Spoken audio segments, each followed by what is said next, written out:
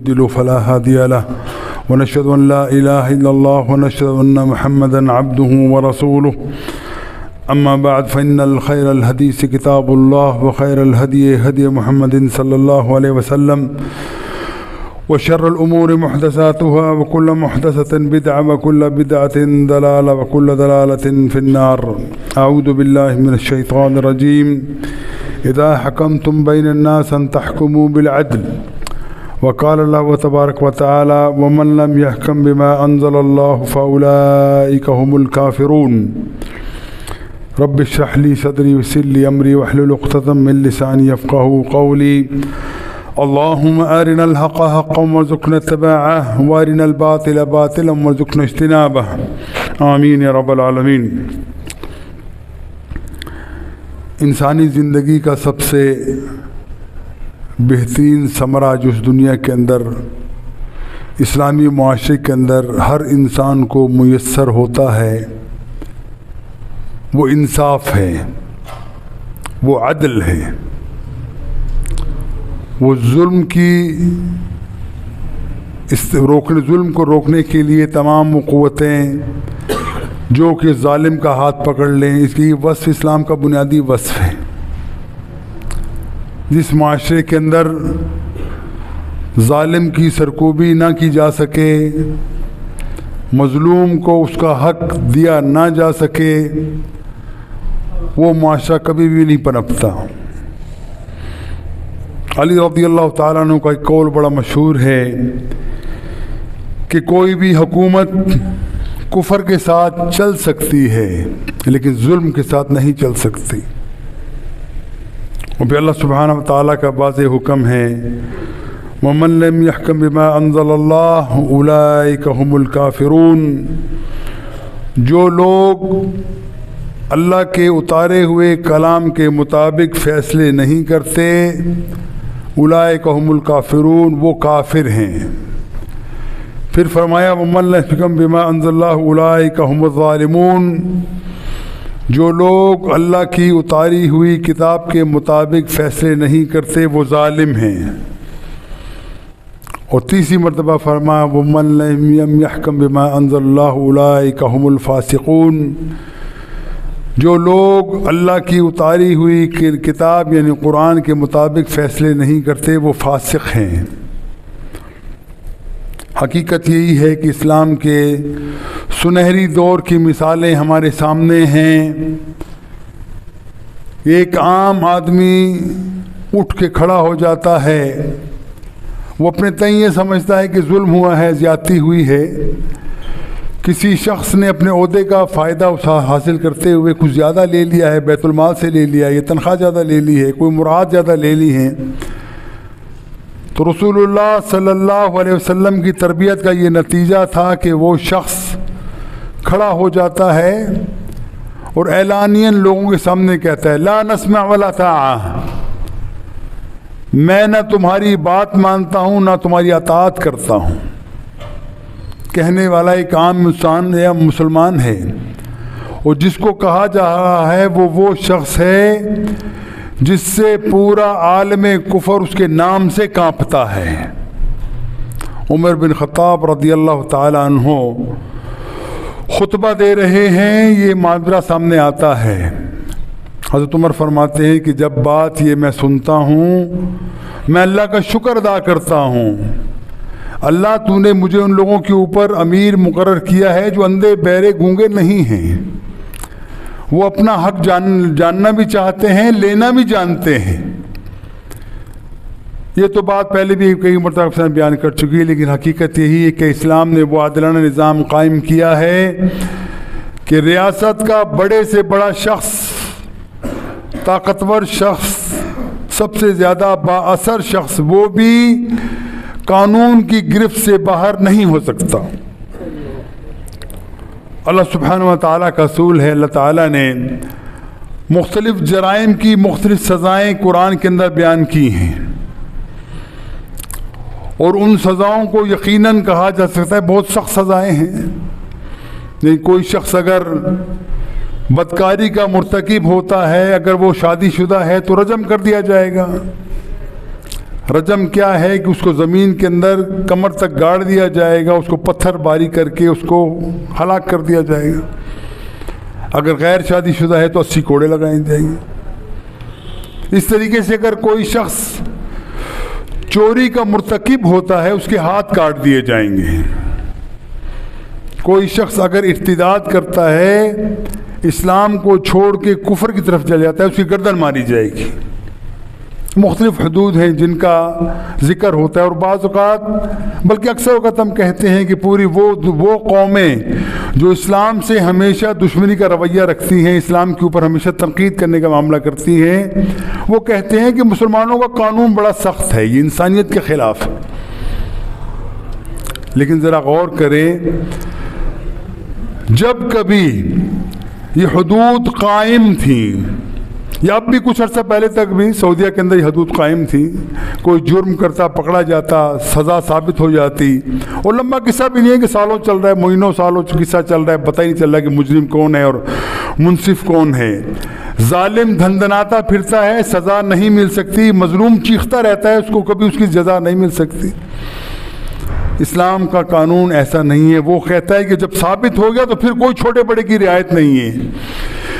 جو سزا قرآن نے دی ہے، اللہ سبحانہ تعالیٰ نے اور اللہ کے رسول نے جو سزا جس جرم کی متعین کی ہے، اس کے مطابق فیصلہ فوراً کر دیا جائے. اب ذرا کیلکولیشن کر کے دیکھ لیجئے کہ وہ معاشرے جس کے اندر اللہ تعالیٰ کے حدود کا قیام تھا، وہاں کے جرائم کا ریشو پرپورشن کیا ہے، اور وہاں پہ کتنے لوگوں کو سزا ہوئی ہے. اور اس کے مقابلے کے اندر جو قومیں بڑی اپنے آپ کو متمدن کہتی ہیں، بڑی سویلائزڈ کہتی ہیں کہ ہم بڑے سویلائزڈ ہیں، ہم انسانیت کا احترام کرتے ہیں، وہاں پہ حال کیا ہے، ان کا جرم کی نوعیت کیسی ہے، کتنی تعداد ہے، کس حد تک لوگ جرم کے اندر ملوث ہیں، اور کس حد تک لوگ جرم کرنے کے بعد وہ اپنے سزا کے مستحق ٹھہرتے ہیں. پتہ چلے گا کہ ایک بہت بڑا بلنڈر ہے جو ہو رہا ہے اس وقت. ہم سمجھتے ہیں، اور میڈیا میں آتا ہے جی مسلمانوں کے ملک کے اندر بڑا ظلم ہے، بڑی زیادتی ہے، قتل و غارت ہے، چوری ہے، فلاں ہے، ڈاکے ہیں، ہزار چیزیں ہم سنتے ہیں. لیکن کبھی غور کر کے دیکھو امریکہ کا حال کیا ہے. کبھی غور کر کے دیکھو ان ملکوں کا جو اپنے آپ کو بہت زیادہ کلچرڈ سمجھتے ہیں، بڑے خوشحال ہیں، اسکینڈینیوینز ہوں چاہے وہ یورپین ہوں، جرم جس حد تک وحشت سے اس معاشرے کے اندر موجود ہے، مسلمانوں کے معاشرے میں اب تک ایسا نہیں ہوا. میرے ایک عزیز ہیں امریکہ میں رہتے ہیں کہ نیو یارک کے اندر، نیو یارک جرسی قریب ہی ہے، وہاں پہ ایسا معاملہ بھی ہے کہ گھر سے جب کوئی بندہ نکلتا ہے رات کو تو اپنی جیب میں کچھ ڈالر لے کے جاتا ہے. اگر نہ لے جائے اور راستے میں اگر اس کو پکڑ لیں گے، تمہارے پاس کیا ہے نکالو، گن پوائنٹ کے اوپر پکڑ لیا، اگر نہیں نکلا تو اس کو قتل کر دیتے ہیں. اور وہاں پہ اتنی قتل و غارت کی ہمیں اندازہ نہیں ہو سکتا. ہمیں اصل میڈیا ہمارا بلاک ہے، ہم ان کی چیزوں کو نشر نہیں کر سکتے، نہ وہ ہمارے سامنے آتی ہیں. لیکن حقیقت یہ ہے کہ وہاں پہ بہت بڑے جرم کے گھنونے طریقے سے کیے جاتے ہیں. ہر قسم کا جرم، قتل و غارت کا جرم ہے، ڈکیتی کا جرم ہے. کبھی آپ نے دیکھا ہوگا کچھ عرص پہلے ایک بجلی کا بریک ڈاؤن ہو گیا امریکہ کے اندر، اور چند گھنٹوں کے اندر بڑے اچھے تمیز والے بڑے سلجھے ہوئے لوگ جو لوٹ مار کی، اس کا تصور انسان نہیں کر سکتا. اب اس کے مقابلے میں اسلام کا جائزہ لے لیجیے. اسلام کے اندر کیا ہے؟ سزائیں ہیں، چور کی سزا ہے، زانی کی سزا ہے، لیکن مشروط، غیر مشروط نہیں ہے. سزا دینے سے پہلے خلیفہ وقت یا امیر مسلمین جو اس ملک کا حکمران ہے، اس کی ذمہ ہے کہ بنیادی چیزیں مہیا کرے. یعنی چور کی سزا ہاتھ کاٹنا ہے، سخت لگتی ہے بڑی. پرویز مشرف نے ایک مرتبہ کہا بھی تھا کہ تم چاہتے ہو کہ میں پوری قوم کو ٹنڈا بناؤں، اس کا مطلب ساری پوری قوم ہی چور ہے. لیکن حقیقت ایسا نہیں ہے. جب تک حکومت وقت آپ کو بنیادی چیزیں فراہم نہیں کر دیتی، جس کے اندر خوراک ہے، رہائش ہے، لباس ہے، تعلیم ہے، صحت ہے، اور یہ تمام چیزیں جب حکومت آپ کو مہیا نہیں کرتی، ان کا کوئی حق نہیں بنتا کہ آپ کو حدود جاری کریں، حدود نافذ کریں. ایک بندہ کا چوری کرتا ہے، اس کے گھر کے اندر فاقہ پڑا ہوا ہے، اس کی گردن کاٹ دیں، اس کے ہاتھ کاٹ دیں، ظلم ہے یہ. اس طریقے سے اگر فحاشی معاشرے کے اندر بڑھی ہوئی ہے، بدکاری بہت زیادہ عام ہے، اور آپ نے بدکاری کو بند کرنے کے راستے اگر بند نہیں کیے، فحاشی کا معاملہ آپ نے ختم نہیں کیا، خواتین برہنہ طور پہ نیم برہنہ طور پہ بازاروں میں نکلتی ہیں، پردے کا کوئی معاملہ نہیں ہے، اور شادی بیاہ کی رسومات کے اندر ہم اتنے آگے بڑھ چکے ہیں کہ گھروں کے اندر خواتین لڑکیاں جو ہیں ان کے بال سفید ہو گئے، شادیاں نہیں ہو پا رہی ان رسومات کی وجہ سے۔ پھر اگر کوئی جرم ہوتا ہے تو آپ اس کو اگر سنسار کریں گے یا رجم کریں گے، یہ ظلم ہوگا۔ اسلام پہلے یہ تمام چیزوں کو سد باب کرتا ہے۔ جب ہی حضرت عمر رضی اللہ تعالیٰ عنہ فرماتے ہیں کہ یاد رکھو اگر دریائے فرات کے کنارے کوئی کتا بھی اگر مر جائے بھوکا تو عمر تجھ سے پوچھا جائے گا۔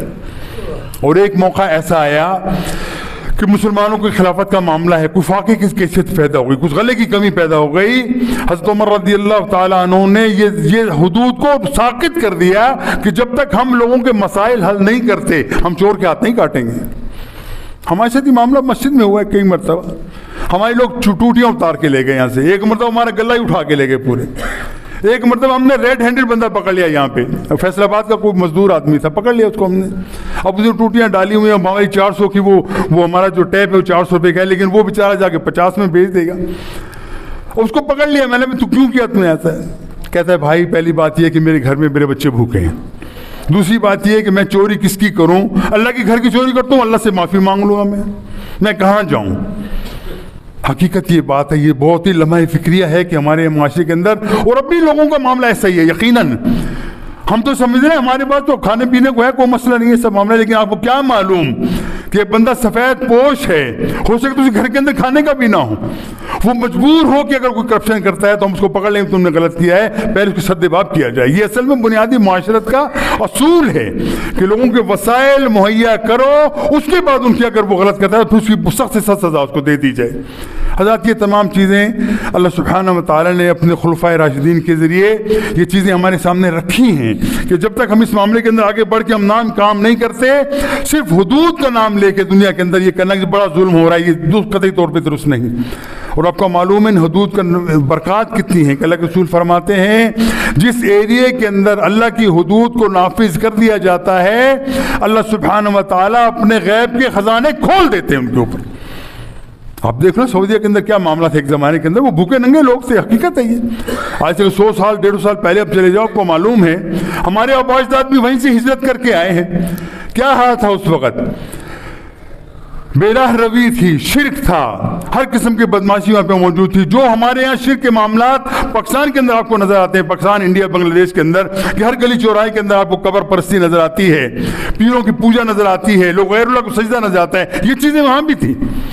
لیکن جب اللہ نے تعالیٰ نے وہاں پہ حدود کو نافذ کرنے کا نظام قائم کیا تو دیکھو اللہ تعالیٰ نے کیسی فراوانی ان کو عطا فرمائی، اور دنیا کے اندر ایسا معاملہ ہوا کہ پوری دنیا کو سپورٹ کرنے والے لوگ وہی عرب تھے۔ اللہ تعالیٰ نے عربوں کو عطا کیا سب معاملہ، لیکن اس کی بنیادی چیز کیا تھی کہ انہوں نے کوشش یہ کری ہے کہ اللہ کے ساتھ شرک کے اندر مبتلا نہ ہوں۔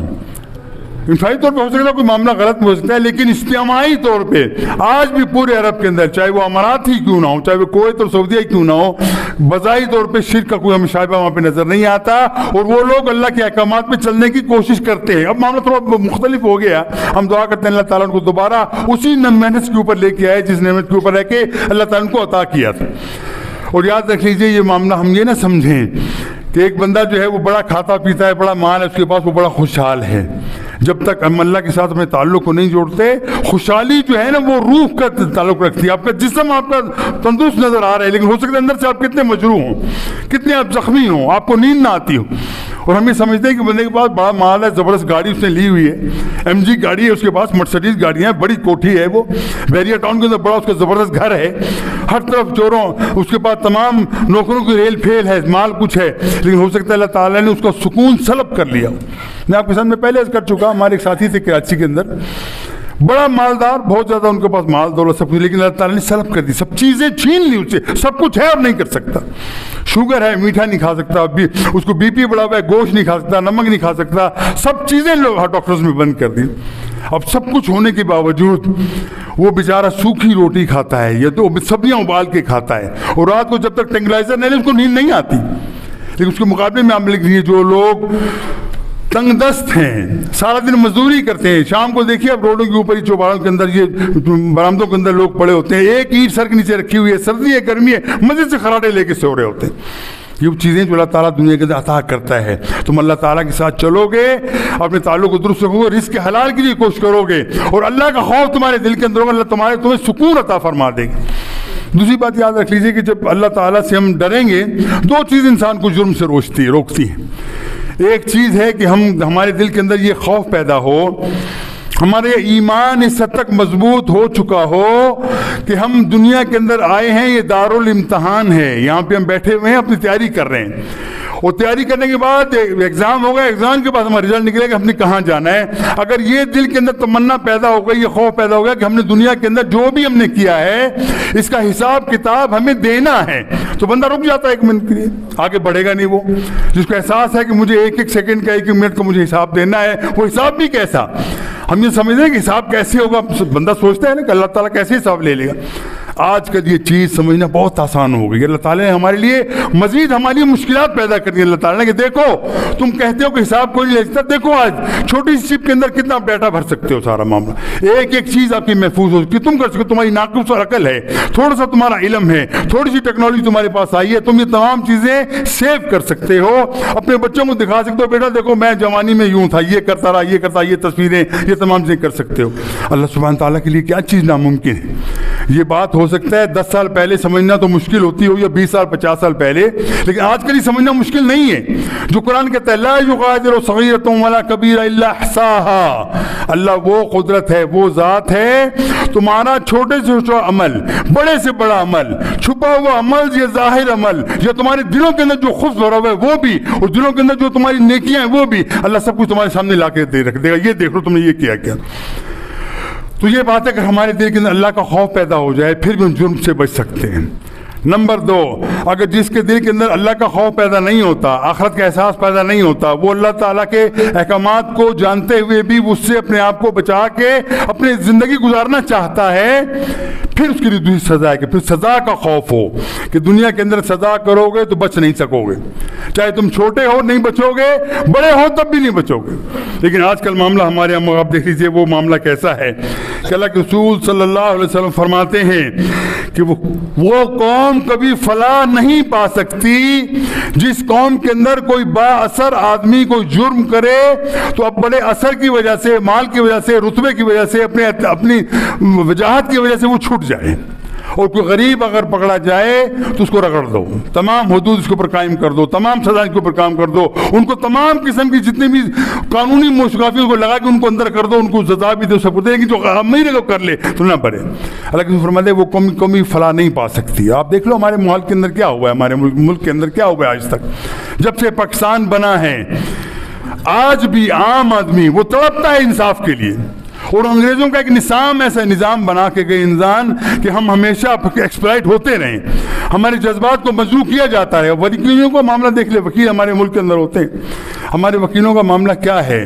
وکیل کو آپ وکیل سے پوچھ لے گا بھائی دیکھو تم فلاں تم نے مقدمہ کرنا جا رہے ہو, تم بتاؤ اس کے اندر حقیقت کیا ہے. وہ بتا دے گا جی میں اس کے اندر جو جرم کیا ہے, میں فلاں کا حق مارا ہے, فلاں کے ساتھ میں نے زیادتی کی ہے, فلاں کا میں نے زیادتی کی ہے, فلاں کا میں نے چیزیں چوری کی ہیں, یا فلاں کو میں نے قتل کیا یا کروایا ہے. وکیل کو آپ پیسہ دے دو, وہ آپ کے لیے لڑے گا سارا معاملہ, آپ کی جھوٹی بات کو وہ ثابت کر کے بے گناہ کو وہ سزا دلوا دے گا. یہ نظام وہ ہے جو اللہ کے رسول صلی اللہ علیہ وسلم کی احکامات کی بغاوت ہے. جب اللہ کے رسول فرماتے ہیں اے لوگوں یاد رکھو میں تمہارے جیسا انسان ہوں, کوئی شخص اگر اپنی چرب زبانی کی وجہ سے, اپنی چالاکی کی وجہ سے, اپنی باتوں کی وجہ سے اگر مجھ سے کوئی ایسا فیصلہ کروا لیتا ہے جو حق نہیں ہے, یاد رکھو وہ اپنے ہاتھ میں آگ کا انگارہ لے کے جا رہا ہے. میں تو نہیں جانتا تم نے کیا کیا ہے, لیکن تم جیسے بات کہو گے میں اس کا فیصلہ تمہارے سامنے کروں گا, اور وہ آگ کنگارا لے کے جا رہا ہے. یاد رکھو دنیا کے اندر چلو گے آخرت میں کبھی بچ نہیں سکو گے. تو ہمارا معاملہ بالکل ایسے ہی آپ دیکھ لیجیے, مقدمے چلتے ہیں, جائز بندے کا کام ہوتا ہے, سالوں مقدمہ چلتا ہے, بعد میں فیصلہ نہیں نکلتا. اور ایسی بھی ہمارے میڈیا کے اندر چیزیں آ چکی ہیں, ظاہر بات کوئی ڈھکی چھپی بات نہیں ہے کہ ایک بندہ بیچارہ مجرم تھا, اس کو سزا ہو گئی, جیل میں پڑا, 30 سال سے جیل میں پڑا تھا, اور بعد میں پتہ چلا عدالت نے باقاعدہ نوٹس جاری کیا کہ فلاں بندہ جو ہے وہ مجرم نہیں تھا, اس کو رہا کر دیا جائے. آرڈر جاری ہو گئے, جیل جب پہنچے پتہ چلا وہ بندہ 4 سال پہلے مر گیا. اب سوچو اس بندے کا خون کس کے ذمہ ہے, کس کے دامن پکڑے گا وہ قیامت والے دن کہ میرے ساتھ ظلم ہوا ہے, میں نے کوئی جرم نہیں کیا تھا اور 40 سال میں نے 30 سال زندگی جیل میں گزاری, پھر تمہاری عدالتوں نے کہا کہ یہ بندہ بے گناہ تھا. تو بھائیو یہ وہ نظام ہے جس کو تبدیل کرنے کی شدید ضرورت ہے. اور یہ ظلم کی بات ہم یہ نہ سمجھیں کہ حکومتوں تک ہے, یہ ظلم ہم اپنے ذاتی زندگی میں بھی دیکھ لیں, اپنے گھر گرہستی کی زندگی میں دیکھ لیں. آپ کے اگر 2 ملازم ان کے ساتھ دیکھ لیں آپ کتنا ظلم کرتے ہیں. کوئی ایسا معاملہ کبھی ہوتا ہے ظلم کر کے اپنے ملازم کو دبا لیتے ہیں, وہ بیچارہ نہیں بول سکتا آپ کے سامنے, آپ اس کی سے زیادتی بھی کر جاتے ہیں, وہ نہیں بول سکتا. آپ سمجھتے ہیں میرے پاس پاور ہے میں جو چاہیے کر لوں, لیکن یاد رکھو ایک دن ایسا بھی آنے والا ہے جس کے اندر یہ تمام چیزیں آپ کے سامنے آ جائیں گی اور کوئی بندہ آپ کی سفارش نہیں کر سکے گا. آپ اپنے بارے میں کہیں گے میں سب مجھ سے اعتراف کر لیں گے آپ کے واقعی مجھ سے بہت بڑی زیادتی ہوئی ہے, لیکن وہ وقت آپ کے ہاتھوں سے نکل چکا ہوگا. لہذا انصاف کے تقاضے کیا ہیں کہ ہمیشہ انصاف کرو, ہمیشہ عدل کرو. چاہے تمہاری انفرادی زندگی ہے اس میں بھی عدل کرو, اگر اجتماعی زندگی ہے اس میں بھی عدل کرو. ظلم نہ کرو, کیونکہ ظلم کا بدلہ ظلم میں دیا جاتا ہے. اور جو دنیا کے اندر ظلم کر کے اپنے آپ کو سزاوار نہ بنا سکا, بچ گیا یہاں پہ, کہاں جائے گا وہ؟ آخرت اس کی زندگی, آنے والی زندگی کا معاملہ کیا ہے؟ جب بھی ہم کہتے ہیں کہ آخرت کی زندگی کا ایک بہت بڑا فلسفہ بھی آپ سامنے سمجھ لیجئے, ایک بڑا لاجک ہے بہت بڑی, کہ ہم دنیا کے اندر کسی کو بتمام و کمال جتنا اس نے جرم کیا اس کی سزا ہم دے ہی نہیں سکتے, کبھی زندگی میں نہیں دے سکتے. قیامت تک کر لو دنیا کے اندر ممکن نہیں ہے دینا. میں مثال دیتا ہوں, ایک بندہ گھر سے باہر نکلتا ہے, وحشی ہے, درندہ ہے, وہ جو آگے گولیاں برساتا ہے 10 بندوں کو قتل کر دیتا ہے. جرم کر دیا اس نے, کوئی شک نہیں ہے, لیکن کتنے بندے مارے؟ 10 بندے مارے. آپ اس کے ساتھ آپ کیا انصاف کرو گے؟ آپ اس ایک بندے کی جان لے لو گے, بے شک کہہ دو 50 افراد کو پھانسی دینی ہے, لیکن وہ بندے کی جان ایک جائے گی, اس کے مقابلے کے اندر اسے مارے 10 لوگ. انصاف کیسا ہو؟ انصاف تو نہیں ہوا یہ. وہ 10 بندوں کا خون اس کے اوپر ہے, ایک بندے کا خون تو پورا ہو گیا قصاص کے اندر, لیکن 9 بندوں کا خون اس کے ذمہ باقی ہے. لہذا یہ چیز ہمیں ثابت کرتی ہے کہ آخرت میں اللہ سبحانہ و تعالیٰ نے جو نظام قائم کیا ہے اس کے اندر ہر مجرم کو اس کے جرم کے مطابق پوری تمام و کمال سزا دی جا سکے گی, وہ نکل نہیں سکے گا. اگر کسی نے جرم کیا ہے تو اللہ سبحانہ و تعالیٰ, وہ یاد رکھیے اللہ کے رسول صلی اللہ علیہ وسلم جس وقت معراج پہ تشریف لے گئے تھے, وہاں پہ دیکھا کہ ایک بندہ ہے, اس کے سر کے اوپر گرس پڑتا ہے, وہ پاش ہوتا ہے, سر تھوڑا بالکل ختم ہو جاتا ہے, ریزہ ہو جاتا ہے. تھوڑی دیر بعد وہ بندہ پھر صحیح سلامت ہو جاتا ہے, پھر اس پہ لگتا ہے, اور یہ ہمیشہ کے لیے یہ سلسلہ اس کا جاری ہے. پوچھا یا رسول اللہ نے, یا رسول اللہ, یا اللہ یہ کیا معاملہ ہے؟ یہ بندہ سزاوار ہے, سزا اس کو ہو رہی ہے, لیکن پھر دوبارہ صحیح بھی ہو جاتا ہے, آگ میں جھلسا دیا جاتا ہے, اس کی ہڈیاں بھی جل جاتی ہیں, لیکن پھر دوبارہ اللہ اس کے اوپر ہڈیاں بھی عطا کر دیتے ہیں, پھر اس کو کھال بھی عطا دیتے ہیں, پھر سزا ملتی ہے, سزا جاری رہتی ہے.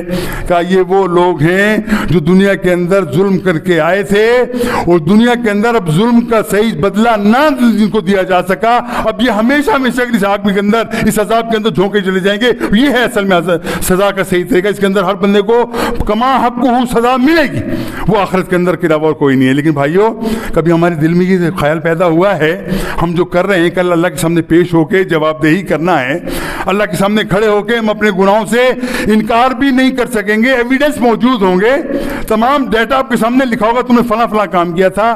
کہ ہمارے دل میں کبھی یہ خوف پیدا ہوا ہے کیا؟ ہم کس طرف جانا چاہ رہے ہیں؟ یہ اصل میں بہت بڑی فکر کرنے والی بات ہے کہ ہمارے پاس ایک عقیدہ ہمارے ماں باپ کی طرف سے ہمیں مل گیا, لیکن بدقسمتی ایمان ہمیں نہیں مل سکا. ہر بندہ مجھ سمیت اپنے دل میں ٹٹول کے دیکھ لے, اللہ سبحانہ تعالیٰ نے یہ آخری کتاب بھیجی ہے کس کے لیے؟ تاکہ اس کے اوپر ہم عمل کریں. اب جو کام اللہ تعالیٰ کی کتاب نے ہمیں بتلائے ہیں ہم ان کی مخالفت کرتے ہیں.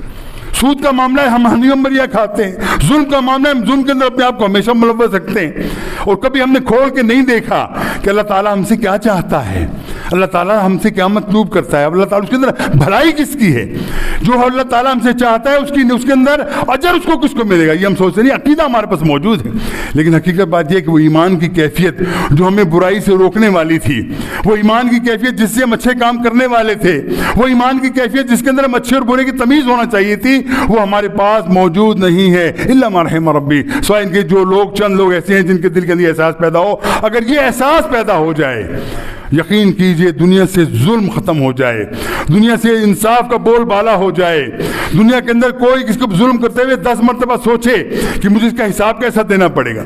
دنیا کا معاملہ آسان ہے, بہت آسان ہے, لیکن آخرت کا معاملہ انتہائی مشکل ہے, بڑا گمبھیر معاملہ ہے, اور وہاں پہ کوئی عذر بھی قبول نہیں کیا جائے گا. مزے کی بات یہ ہے پھر دنیا کے اندر تو آپ کر لیں گے نا, چلو بھی معافی مانگ لی, کسی عذر کر کے میتیاں کر کے آپ نے منوا لیا, کسی کو جس کا ظلم کیا ہے اس کو مداوع کر دیا آپ نے, جو مال لیا تھا وہ دے دیا, زیادتی کی تھی وہ دے دی, بد زبانی کی تھی اس سے عذر کر لیا, معافی مانگ لیا آپ نے, ہو گیا معاملہ طے ہو جائے گا اگر وہ معاف کر دے تو.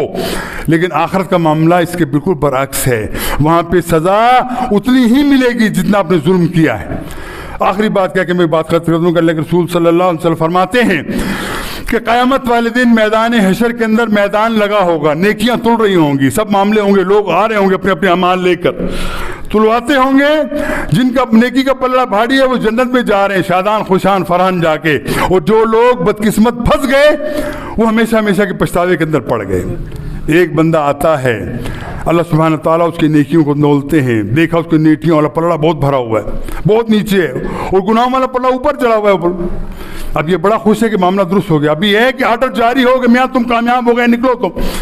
ایک بندہ آئے گا چیختا ہوا, یا اللہ اس بندے نے میرا فلاں فلاں کام کیا تھا, فلاں میں سے زیادتی کی تھی, فلاں ظلم کیا تھا, فلاں میری دل شکنی کی تھی, میری غیبت کی تھی, میری چوری کی تھی, میرے خلاف اس نے پروپیگنڈا کیا تھا, مجھے جزا دی جائے. قیامت دنیا کے اندر یہ میں اس سے جزا نہیں لے سکا, یہ بڑا ظالم تھا, بڑے طاقت والا تھا, گھمنڈ میں تھا, میں اس سے حساب حاصل نہیں کر سکا, مجھے حساب دیا جائے.